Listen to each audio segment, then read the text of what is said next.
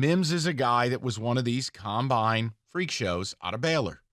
6'3". Didn't he run like a sub 4.3? 4.36, 4.38, I believe. Okay. Something that I can Google real quick. But sub 4.4 guy. Yeah. And it didn't work in New York.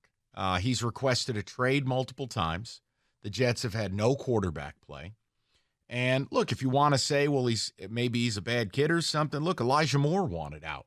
Mims wanted out. Everybody wanted out. They'd had enough. So why is it relevant? Why do I like it? Because it's basically a poor man's version of Jamison Williams. You're adding a deep threat speed merchant who needs a change of scenery. You're going to bring him in here. And Rico, I swear to God, if he plays 12 snaps a week, if he makes the team, and you connect on 2 deep balls in 6 weeks, that's a win. It is. He's low risk, high reward. I feel good about this trade because it makes me feel like I wasn't the only one that saw that the Lions needed another wide receiver. I was hoping they would take one in the draft, go get somebody out of free agency. The way that they improved their secondary, it was like they were standing pat at the wide receiver spot, and you're going to be without Jamison for 6 weeks. This is low risk because in the end, he probably won't be as good as Jamison, which means that Jamison won't lose his spot. But it's high reward because if he comes in and all of a sudden you're like, hey, maybe he was just disgruntled in New York and he really can play. Well, now you got, put it like this, now Amon-Ra becomes your third receiver. Think about what I just said, because you would have a plethora of receivers. But this is the Band-Aid. This is the bridge to get you to week 7 or when is he back? Week 6 or week 7? Yeah. That's all this is. I don't know a lot about him because he was hurt and he didn't play. He really doesn't have any stats. You can only go by what happened in the Combine. In the Combine, he had the speed. He had that over-the-top speed. So the sooner he can get in here, the sooner he can work with Jared Goff, the better that those two could work on the connections. I like the deal. You're not really giving up anything, and you're adding a position that I thought you really needed to bring somebody in for. And again, I think Rico highlighted it. You didn't give up anything. And you bring in somebody that has a weapon, right? The Patriot way, the do-your-job way. What do you do really well? Oh, you run a sub 4.4? Great. Here's the package we're playing you on. You know, heavy play action. We're going to try a couple of deep shots over the course of a month.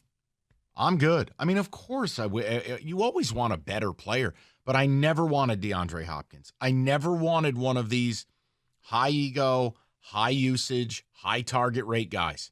I don't want to upset the apple cart at the risk of Rico making fun of me. I think Amon-Ra St. Brown's a top 10 receiver in this league. That's a guy that my expectation is he is going to be thrown 140 balls and catch 100 of them, 105 of them. I've used capital on Jahmyr Gibbs. I've used capital on David Montgomery. I've used capital on Sam Laporta.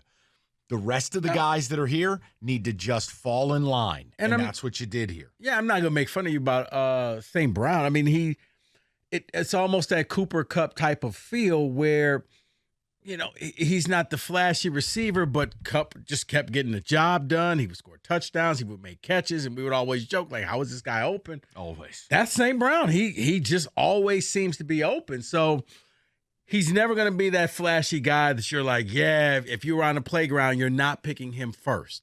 But he gets the job done.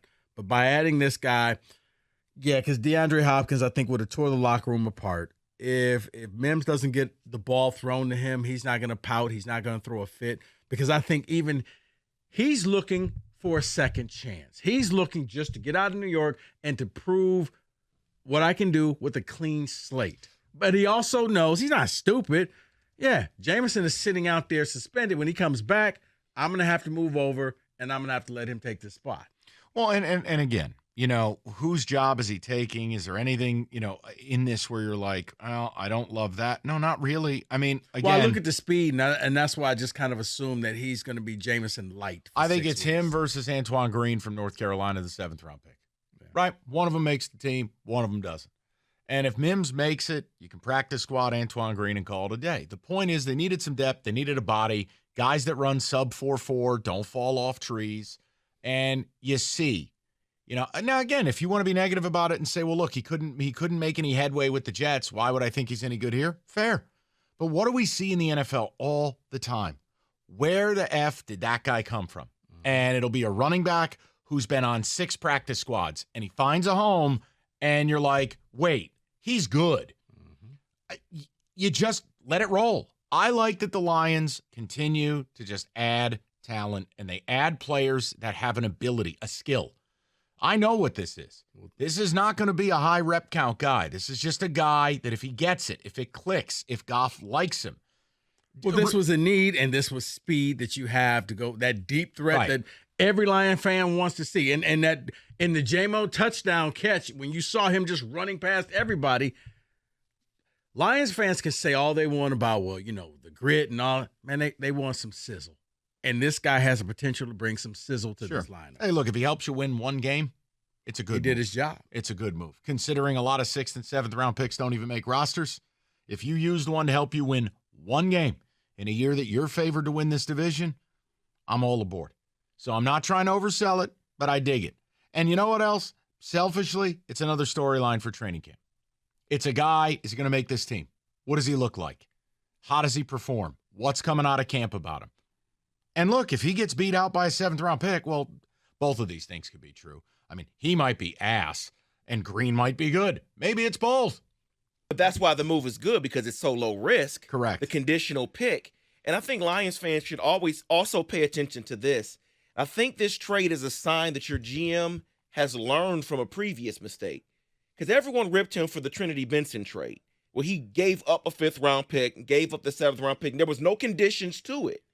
And that trade was trash, right? Well, mistakes were made. So he learned from it, and though. he brought him back. Right. But he learned from it in my mind with this trade, because he's like, look, we can work it out. Low risk. I got 5 weeks to figure it out. But if he doesn't work out, it's conditional anyway. Yeah. So we're good. Do you think he did enough, though? Look, I'm not going to sit here and tell you that I think all of a sudden, okay, we're great at wide receiver. We have to remember, a lot of their depth was let go in the betting scandal. I mean, J-Mo is not let go. But that's pedigree-based. Quintez Cephas got let go. Yeah. What was it, Pete Berryhill or whatever the hell his name is. The point is, you lost 3 wide receivers for half a season or the whole season. Yeah. Very true, but here's the thing. Would you rather have given up a 5th-round pick for Brandon Cooks, and there's no guarantee he works out? There's no guarantee that DeAndre Hopkins will work out, and you're paying a lot of money to bring him in here. No, but they have a bigger body of work than Mims. I have no idea what he is. But he can still go find someone if this doesn't work out. They still got cap space. Right. At this point, then you're waiting for the cuts after week 4. Guys, here's the other thing. And I know we didn't get to it as a show because so much other stuff was going on this week. But when Jameson Williams' dad spoke at his camp this past weekend, part of it was kind of this message of, hey, the lights come on. It's lit a fire under him. He knows he's getting criticized. Just you'll see it in his play.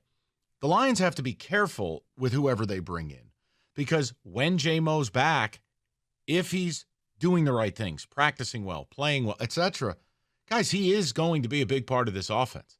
So you have to be careful because you can't compromise. They spent a lot of money and capital bringing this guy here. So this is a move. I think Rico said it best. There is no world where Denzel Mims takes, Reynolds' job or takes J-Mo's job. But can you hold the fort down and help us win a game? Can you do something of relevance before J-Mo's back? Right, and now you become depth. You get a rapport. And if somebody gets injured, you can right back in there and keep this thing going. I still would love to see someone else, but yes. But I think that's one of those cap casualties after week 4 of the preseason where you're like, oh, that guy's available. We'll pick him up for a year. C.J. Gardner-Johnson is quickly becoming my favorite player, because he shares an opinion about the city of Philadelphia that I've tried to tell you for a decade. We're going to talk about it next. 97.1.